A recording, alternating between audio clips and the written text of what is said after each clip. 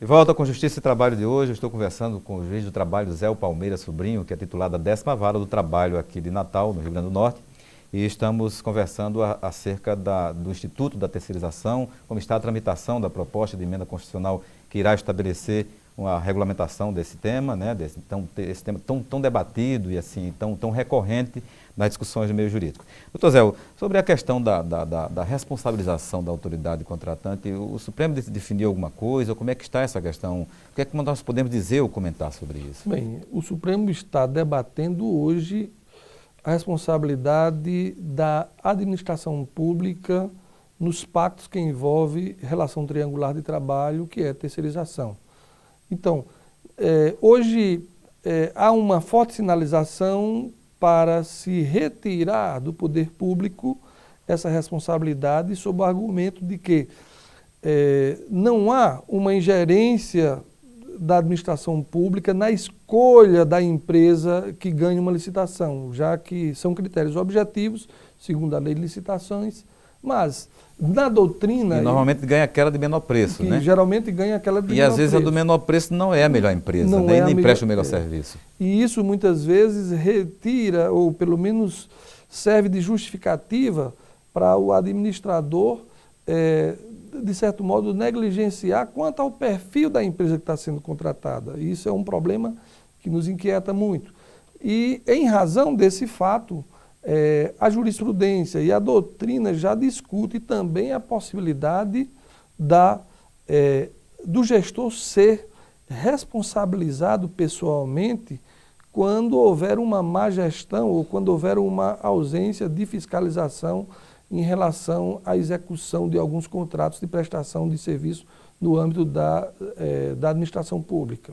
Isso não irá, de certa forma, até dificultar a contratação, em razão de que, por exemplo, hoje, somente com a legislação que existe, a lei de licitações, já tem vários, digamos assim, é um percurso meio vagaroso para se contratar uma empresa, para se prestar um serviço terceirizado no âmbito do serviço público. Com essa nova ideia, não irá dificultar ainda mais esse tipo de procedimento?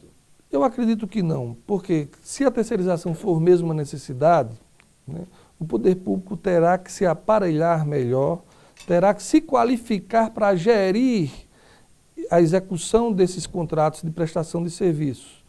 E isso implica numa maior responsabilidade dos gestores, né?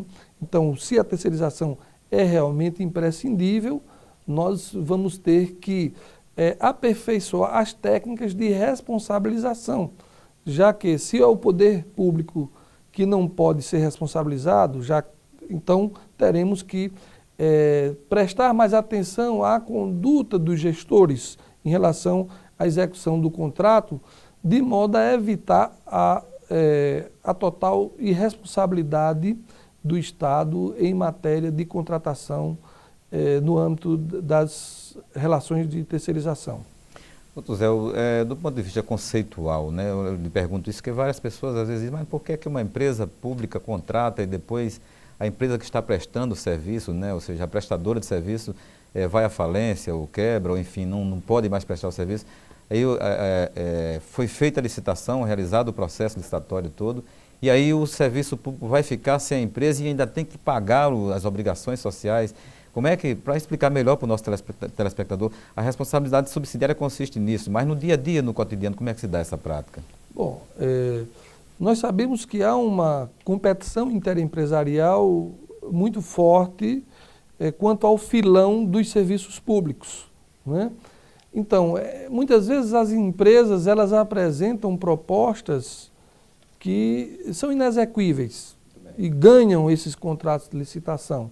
E aí cabe ao gestor público ter o tirocínio necessário para saber o que discernir o que é uma aventura negocial, o que é uma aventura mercantil e o que tem base para a execuibilidade de um contrato de prestação de serviço. Então, na realidade, muitas empresas elas já entram nessas licitações porque a própria lei de licitação ela prevê a possibilidade de contratos aditivos, né? E é tanto que hoje já se pensa em brecar e impedir até esses contratos aditivos, como forma de desestimular essas propostas irreais que são ofertadas em processos licitatórios. Então, de certo modo, o aperfeiçoamento do processo licitatório é imprescindível para se evitar essas aventuras no mercado das contratações das terceirizadas. Doutor Zé, do ponto de vista da regra que existe hoje, a terceirização é regida, digamos assim, é regulamentada, é conduzida pela Justiça somente com as súmulas do TST, né? O texto da proposta está sendo amplamente discutido no Congresso.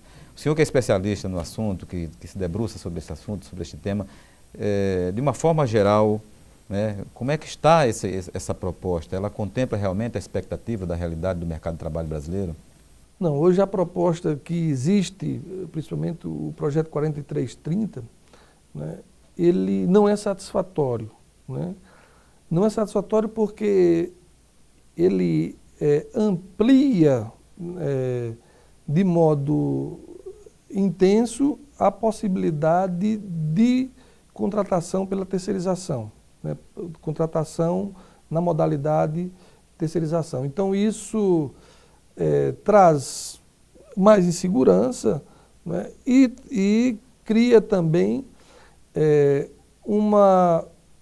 uma possibilidade maior de precarização dos direitos sociais, já que a gente sabe que a terceirização, do modo que ela foi aplicada e está sendo aplicada no Brasil, ela tem um perfil predominantemente predatório, né? Então, não é a terceirização que predomina no direito brasileiro não é uma terceirização reestruturante, que visa a especialização. Há casos que sim, mas a maioria não. Então, ela é mais utilizada como redução de custos. Desse modo, eu penso que o projeto não contempla uma maior restrição de forma a prestigiar o valor social do trabalho, que é um dos fundamentos da República Federativa do Brasil, reconhecida pelo Constituinte de 88. Bem, nós estamos conversando aqui com o doutor Zé Palmeira, juiz do trabalho aqui do TRT da 21ª Região, titulado da 10ª Vara do Trabalho Natal, sobre questões relativas ao Instituto da Terceirização, que amplamente está sendo discutido no Congresso Nacional, a nova proposta de emenda constitucional. Doutor Zé, o nosso tempo do nosso programa já está indo, infelizmente, né? Teríamos mais algumas questões para conversar sobre o assunto, mas teremos outras oportunidades, se Deus quiser, no futuro. E o deixamos à vontade com os nossos telespectadores para as considerações finais acerca do tema. Bem, em relação à terceirização, eu penso que é o momento da sociedade se envolver com a temática e também exigir do Supremo Tribunal Federal uma audiência pública que permita, né, que a própria sociedade se manifeste, né? Não apenas o mercado, mas os trabalhadores, os servidores públicos. As representações sindicais. Né? As representações sindicais. Né? Então, até porque a terceirização, ela hoje toca praticamente todas as atividades do serviço público. É o recolhimento do lixo, é a prestação de serviço na saúde, na educação, na segurança. E isso deve ser objeto de um cuidado maior, de um debate, de um autoesclarecimento pela própria Corte, para que não saia daí uma decisão capaz de engessar as relações sociais e capaz de intensificar o já precarizado mercado de trabalho brasileiro. Muito bem, doutor Zé. Muito obrigado pela sua presença mais uma vez aqui no nosso programa. Nós conversamos com o juiz do trabalho, Zé Palmeira Sobrinho, que é juiz aqui da nossa 21ª Região, sobre terceirização e responsabilidade subsidiária. Contatos com a nossa produção podem ser obtidos pelo telefone 84 40 06 30 81 ou pelo e-mail ccs@trt21.jus.br.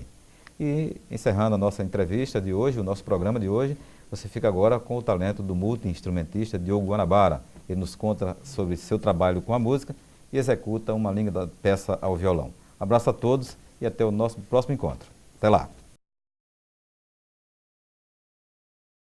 Eu iniciei minha trajetória artística muito cedo. Eu estudo música desde os 8 anos de idade e desde os 10 anos que eu desenvolvo uma carreira na música. E de início, pelo fato dos meus pais gostarem muito de música, era somente uma brincadeira quando eu era criança, mas que com o passar do tempo foi assumindo um caráter mais sério. E hoje em dia a música é a minha vida, a vida do artista no Brasil principalmente é muito, muito dura, é uma vida um pouco dura e você tem que ter várias preocupações extra-palco. Quando você está ali em cima do palco é apenas um momento, às vezes é a finalização de toda uma etapa de trabalho. É uma vida dura, mas que eu não trocaria por nenhuma outra, eu não me imagino fazendo outra coisa que não seja música.